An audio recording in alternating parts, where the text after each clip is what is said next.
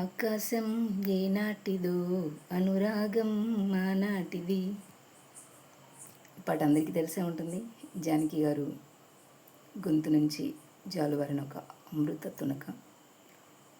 ఇది 1982 బాలు మహేంద్ర గారి డైరెక్షన్లో వచ్చిన సినిమా నిరీక్షణ. యాక్టర్స్ భానుచందర్ అండ్ అర్చన. అందులో ఇంకా చాలా అద్భుతమైన పాటలు ఉన్నాయి. బికాజ్ ఆఫ్ ఇళయరాజా కాబట్టి మాస్ట్రో ఆబ్వియస్లీ. ఈ పాట నేను తమిళంలో విన్నాను, మలయాళంలో విన్నాను.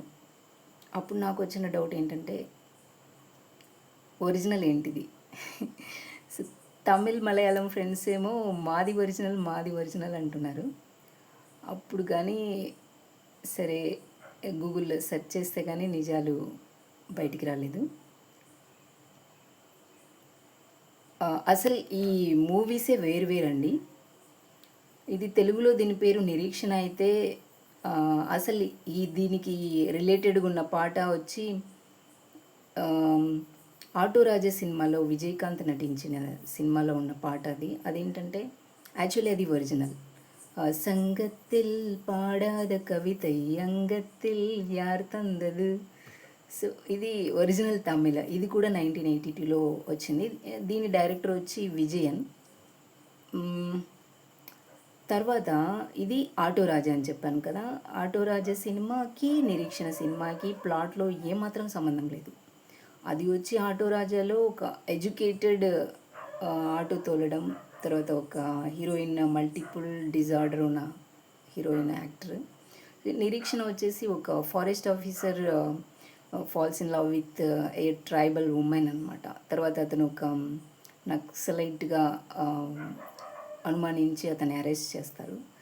టోటలీ డిఫరెంట్ ప్లాట్స్ రెండు కూడా. బట్ పాటలు అక్కడ నుంచి ఇక్కడికి అడాప్టేషన్ జరుగుతుంది.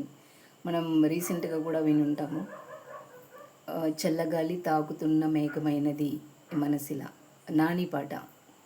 చల్లగాలి తాకుతున్న మేఘమైనది మనసిల.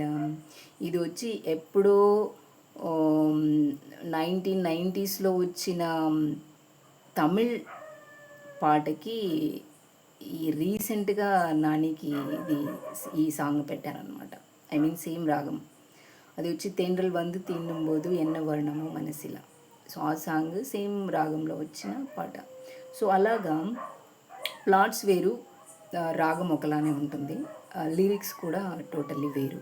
ఎందుకంటే మూవీసే వేరైనప్పుడు లిరిక్స్ కూడా వేరు ఉంటాయి కదా. ఇప్పుడు మనం ఇది ఒక సినిమా, దీని ప్లాట్స్, దీని గురించి మాట్లాడుకున్నాం. ఇప్పుడు అసలు మీనింగ్ ఏంటిది అంటే తమిళ్లో మీనింగ్ ఏంటిది, తెలుగులో దీని మీనింగ్ చెప్పే ప్రయత్నం చేస్తాను. నాకంటే మీకు ఎక్కువ తెలిస్తే కామెంట్ చేయండి. ఆల్రెడీ నేను చెప్పేది తెలిస్తే ఇగ్నోర్ చేయండి. ఓకే, ఇది ఆత్రేయ రాశారని చెప్పాను కదా. ఆకాశం ఏనాటిదో అనురాగం ఆనాటిది, ఆవేశం ఏనాడు కలిగెనో ఆనాడే తెలిసిందది. ఇప్పుడు ఆకాశం ఏనాటిదో, ఆకాశం మీన్స్ స్పేస్. ఓకే, అది ఏనాటిదో అనురాగం ఆనాటిది. అనురాగం మీన్స్ బాండ్. ఓకే, బాండింగ్, ప్రేమ కూడా అనుకోవచ్చు. ఆకాశం ఎప్పటి నుంచో ఉందో ప్రేమ కూడా అప్పటి నుంచి ఉందని చెప్పడము ఆత్రేయ గారి ఉద్దేశమై ఉంటుంది. సో ఈ కవిత కానీ పాటలు కానీ ఒక రైటర్ అనుకున్నది అందరూ అనుకోవాలని ఏమీ లేదు. బట్ అది ఇంటర్ప్రిటేషన్ అనొచ్చు. ఇట్స్ నాట్ మేబీ రియాలిటీ కూడా కాకపోవచ్చు. బట్ జస్ట్ నాకేమనిపించింది, అందరికీ ఒక్కొక్కరికి ఒక్కొక్కలాగా అనిపించవచ్చు. సెకండ్ లైన్ వచ్చేసి ఆవేశం ఏనాడు కలిగెనో ఆనాడే తెలిసింది. What is that? నాకు ఒక్కోసారి అనిపిస్తుంది తమిళ్లే కొంచెం ఏదైనా అర్థం చేసుకోగలిగి ట్రాన్స్లేట్ చేయగలుగుతాము, ఈ తెలుగు ఎలాగబ్బా చెప్పడము అని అనిపిస్తూ ఉంటుంది. సో కవిత్వానికి ఉన్న పవర్ అలాంటిది. We cannot explainable it. మనమే అది అర్థం చేసుకోవాలి యాక్చువల్గా. బట్ ఏంటంటే నాకేమనిపించిందంటే ఆవేశం, అది నేను అనుకోవడం ప్రేమావేశం కలిగినప్పుడు తెలిసిందా. ఆవేశం ఏనాడు కలిగెనో ఆనాడే తెలిసిందది. అది ఏది అంటే ఆకాశం ఏనాటిదో అనురాగం ఆనాటిది అని ఇతనికి ప్రేమావేశం కలిగినప్పుడు తెలిసిందా ఏమైనా అన్నది ఆత్రేయ భావన అయి ఉంటుందా. మెయిన్ నేను చెప్పదలుచుకున్నది తెలుగు కంటే కూడా తమిళ్ యాక్చువల్లీ. నా ఉద్దేశమే అది. తమిళ్లో ఏం రాశారంటే, సంగத்தில் పాడాద కవిதை అంగத்தில் యార్ తందదు. ఈ సంగத்தில் అంటే సంగతి కాదు తెలుగులో. సంగத்தில் అనేది సంఘకాలంలో చాలా గొప్ప సాహిత్యం వచ్చింది తమిళంలో. అప్పుడు తమిళ రాజ్యాన్ని పాలించిన చోళులు, పాండ్యులు, వీళ్ళందరు రాజులు ఎక్కడెక్కడ ఉన్న సాహిత్యాన్ని సేకరించడమే కాకుండా తమిళ సాహిత్యం రాయడానికి కవుల్ని ప్రోత్సహించారు. చాలామంది వారు పేరు కూడా రాసుకోకుండా సాహిత్యం రాశారు. సో అటువంటి గొప్ప సాహిత్యంలో తిరుక్కురల్ కూడా చెప్పొచ్చు మనం. తొల్కాప్యం ఒక గ్రామర్. సో వాళ్ళ పేర్లు కూడా ఉన్నామన్నమాట, ఎవరు రాశారు అన్నది. సో అంత గొప్ప వ్యాఖ్యాన గ్రంథాలు కానీ క్రీస్తుపురం 3 నుంచి క్రీస్తు 3 కాలంలో వరకు కూడా ఈ సంఘ కాల సాహిత్యం తమిళంలో గొప్పగా పరిఢవిల్లింది అని చెప్పొచ్చు. మనకి ఎలాగైతే 16వ శతాబ్దంలో శ్రీకృష్ణదేవరాయలు వారు ఎలాగ సాహిత్యాన్ని ప్రోత్సహించారో, స్వయంగా ఆయన కూడా ఒక ప్రబంధం అముక్త మాల్యద అని రాసి, సో అలాగా అని చెప్పడానికి లేదు, అంతకంటే గొప్పగా తమిళంలో సాహిత్యం ఉద్భవించింది ఆ కాలంలో, సంఘకాలంలో. దాన్ని సంఘకాలం అంటారు. వాళ్ళు సంఘకాలాన్ని చాలా గొప్పగా డిస్క్రైబ్ చేస్తూ ఉంటారు వాళ్ళ పాటల్లో కానీ వాళ్ళ రచనల్లో కానీ. సో అది ఈ పాటలో మెన్షన్ చేశారు. సంగத்தில் పాడాద కవిதை, సంఘకాలంలో అనేక రకమైన కవిత్వము, కవిత్వాన్నే పాటలు అంటాం కదా.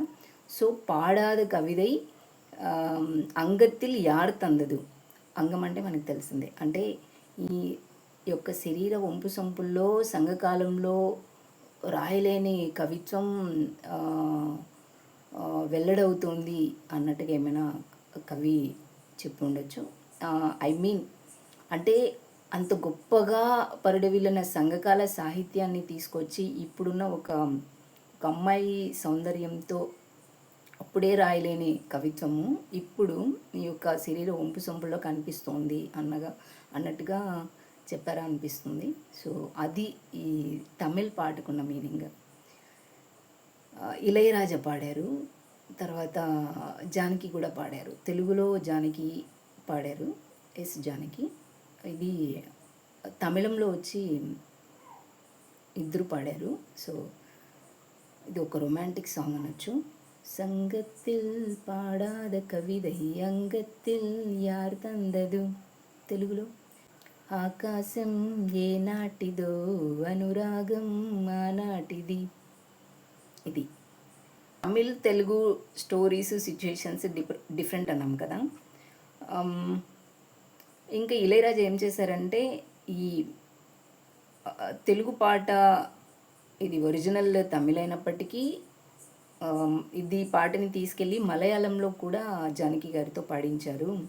ఓలంగల్ అన్న మూవీ కోసం తుంబీవా అని పాడారు ఆ పాట. ఇళయరాజా ఒక రాగాన్ని ఇలా డిఫరెంట్ లాంగ్వేజెస్లో కంపోజ్ చేసి పాడించి చాలా గొప్ప హిట్స్ ఇచ్చారు. ఈ పాట గురించిన చిన్న ఇన్ఫర్మేషన్ ఇది. సో ఇది తెలుసుకున్నప్పుడు నేను కొంచెం ఎగ్జైట్ అయ్యాను, మీరు కూడా అయ్యారనుకుంటున్నాను. నమస్తే, సెలవు.